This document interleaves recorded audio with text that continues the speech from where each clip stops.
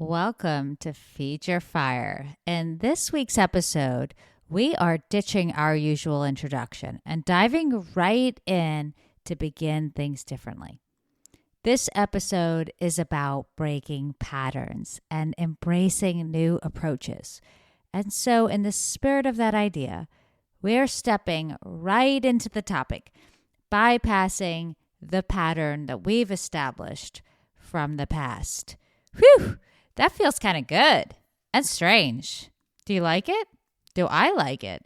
Well, we're going to roll with it and find out.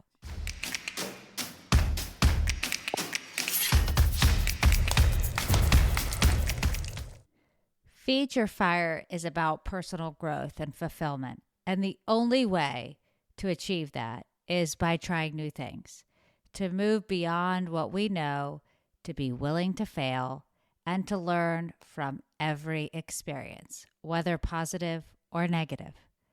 As I reflect on the most positively transformative moments in my life, they have one commonality. I stepped into something new, I let go of my past perceptions, and I embraced a new mindset and a willingness to do things differently. When you reflect on those moments in your life, what do you see? Do you see that when you broke free of a pattern, you stepped into a new possibility? Do you see that you had to get past discomfort and to be willing to accept a certain level of uncertainty in order to make progress? I bet you did. We're all very familiar with that Albert Einstein quote that the definition of insanity is doing the same thing over and over and expecting a different result. And yet we default to these patterns. We default to repetition because it's the way our brains are naturally wired. As humans, we like to see the world in patterns because it helps us make sense of all of the information that we need to process. It creates certainty where there is uncertainty, even if it's faulty or assumed. And on top of that, we often fall into repetitive patterns because of character traits. Things like loyalty and tenacity and desire to succeed and to push through and to give it one more try and to persist. And while those are wonderful traits, they can hold us back from breaking free of a pattern if they're not coupled with awareness. We love the idea of replication. In fact, that's the very essence of a recipe. And what makes recipes most successful is typically the communal nature of them, the fact that they are shared and passed down and adapted over time. They are not static. They are a guide. We are looking outside of ourselves in many cases for that inspiration, for that guidance, for that roadmap. And while in these episodes I usually share a recipe of my own, today I am going to draw inspiration from others and learn something from their experiences. And as I was thinking about what we would make, it's kind of a big question. I was inspired by this recipe from Alison Roman for the luckiest biscuits. Who does not need a little bit of luck in their lives? And you know that we prescribe to the lucky lentil, and who doesn't love a biscuit?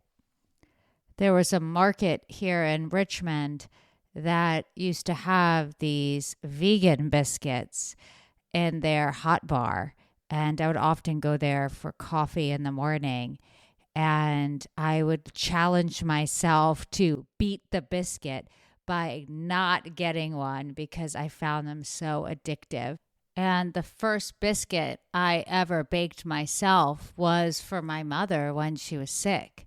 She needed something sort of simple to eat, and I thought, why not make some comforting food for her? And they weren't very good, but we enjoyed them. And so biscuits have a very special place in my heart. What I love about this recipe for us today is that it's not complicated by any means. Biscuits have been made for thousands of years and are made of very, very simple ingredients: flour, baking soda, baking powder, salt, butter, the real basics, but they're difficult to make well.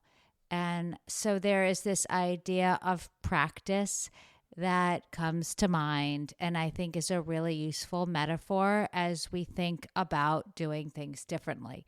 Because sometimes we try to do things differently and we just fall back to our same patterns. And so there's a process by which we have to get comfortable kind of taking a step back to take a step forward. And I'm looking forward to practicing these skills with you today. Now, what I'm finding is that I cannot resist the temptation to make a few small modifications to the recipe as we go along. And frankly, I think that's a good thing. I'm learning from her, but I am incorporating my own authentic self into it, which I encourage each of you to do in your own lives. Before we start anything, we are going to start at the foundational level, wiping down our counter and sanitizing it so that we can get real close and comfortable with it as we knead our dough. In standard practice, she combines her dry ingredients. She's got her flour, some baking powder and baking soda, a little bit of salt. Interestingly, she uses a drop of sugar, which I am inspired and intrigued by. It's not a lot and not nearly enough to make this a sweet dough. There's just going to be a hint of it. And she combines them in a large bowl. I'm going to go ahead and sift them together because I think that will make for a nice, light, airy biscuit. If you've made these types of doughs before, then you know that it's really important to have super cold butter in your recipe. And so we've gone ahead and cut our butter into cubes, small cubes, like about 1 inch, and put it in the freezer so that it's just ice cold. And we're going to put that into our flour mixture. Now she does this by hand, and I'm going to use a mixing bowl. So don't tell anyone. I don't know if it'll make a difference. She says it will. I think it won't. We're going to put it into a mixing bowl with a paddle attachment and let that butter break up into sort of pebble-sized pieces. Now we're going to add buttermilk to the mixture. And based on her direction, we're going to use our hands to incorporate it until it's nice and smooth. Now we're going to take that mixture and put it on our countertop that we've lightly floured, and we're going to knead it a few times, pat the dough, and kind of form it into a rectangular shape.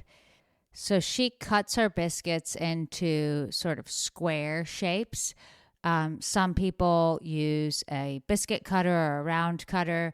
We're going to follow her direction. She cuts the dough crosswise into 4 pieces, and lengthwise just in half. So we get 8 biscuits in total. We're going to take these biscuits and put them on a parchment-lined baking sheet, brush them with a little bit of buttermilk. She lets the buttermilk sort of drip down the sides of the biscuit and then sprinkles them with a flaky salt. I'm going to use some Maldon salt that I have. This is a very salty salt, so use it sparingly. And then put them in an oven that's been preheated to 425 degrees. So that's a little hotter than you might anticipate. So make sure you're being mindful to cook these at a high temperature. Now, while these cook, we're going to get real about what doing things differently requires of us, because it does take quite a bit of effort. We need to set the bar for ourselves in a different place. And that's why our old patterns are no longer useful, because they will simply replicate what's already happened. And what we're looking for is an elevated experience. It also requires brutal honesty. And the only way to be that honest with yourself is to release yourself of shame, to give yourself the grace to grow.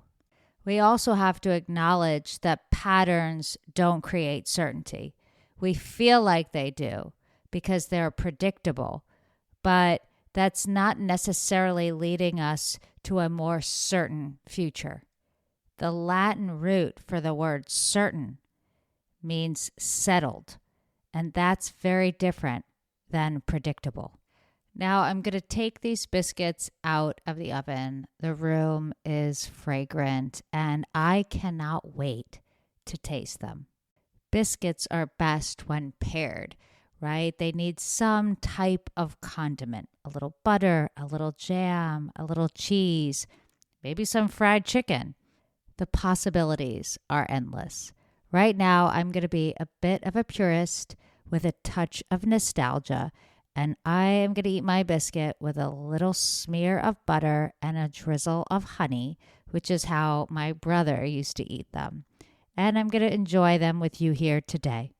Now, I don't know about you, but I'm feeling pretty lucky right now. I feel lucky to be surrounded by this community.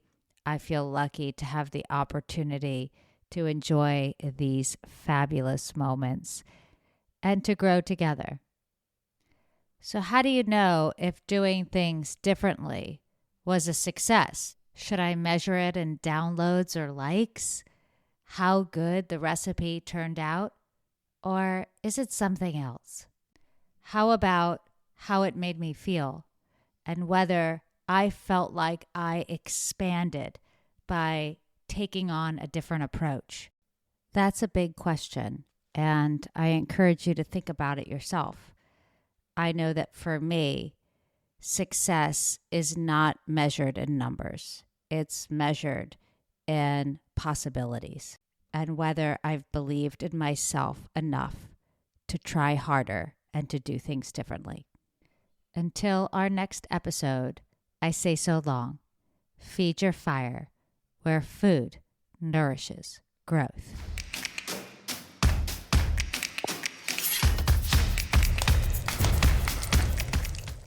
Feed Your Fire is sponsored by Pro-Chi Plant Energy.